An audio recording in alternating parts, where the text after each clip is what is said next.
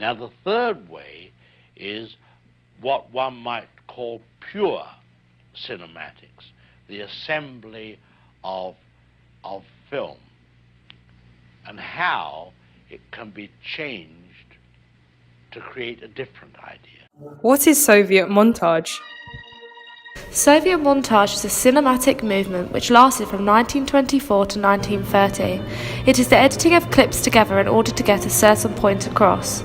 The goal is to create an overarching idea and emotion which is clearer when all images are viewed together than when they are viewed separately.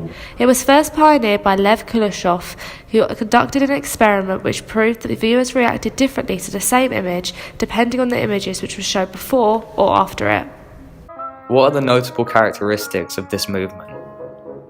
It includes making an individual insignificant, where typically one character does not represent one person but from a group of people, i.e. a class or ethnicity. The 5 methods for montage include metric, where editing work is done according to specific frames. Rhythmic, done through cutting based on continuity. Tonal, focus on the emotional meaning of the shots to emphasize a response from the audience. Overtonal, collection of metric, rhythmic and tonal montage to create its effect on the audience for a more complex effect. Intellectual montage, it is used as a bridge to connect and create meaning completely outside the depiction. Soviet montage is evident in the work of Sergei Eisenstein, a Livonian filmmaker who proposed a new form, the montage of attractions. An example of his work is in the film Battleship Potemkin. The film is based on the true story of the Russian destroyer Potemkin and its crew during the 1905 Russian Revolution. At the time, millions of peasants and industrial workers were revolting against the government to get more food, money, and safer working conditions. Sometimes members of the Russian military would mutiny against their superiors, with the Potemkin's crew acting as an example. They grew tired of poor living conditions and unfair treatment from their officers, and ended up mutinying and murdering them. The ship was then piloted to the city of Odessa, where hundreds of civilians were being butchered by soldiers to quell a workers' uprising. The workers were eventually supported by the guns and the cannons of the Potemkin.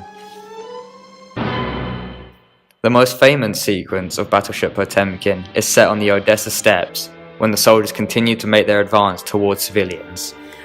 But what makes this sequence so important, and how are the features of Soviet montage shown? The sequence uses multiple short clips that are edited together. The soldiers walking down the steps, people falling, a baby's pram rolling, a woman shot in the face, broken spectacles, and the boots of soldiers moving in unison.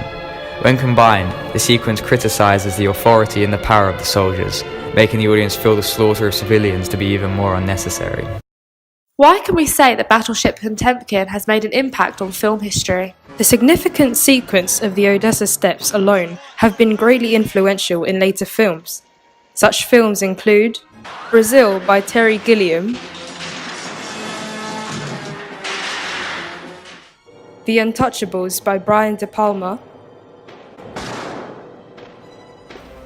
The Naked Gun, 33 1/3, The Final Insult by Peter Segal. And even subtly in Star Wars Episode 3, Revenge of the Sith by George Lucas.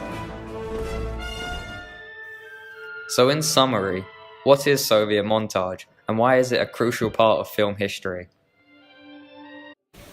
It is an intellectual form of filmmaking which can be used in order to make meaningful and poignant commentary on society and its values. Pioneers such as Eisenstein created this theory of film which is world-renowned and is still respected to this day.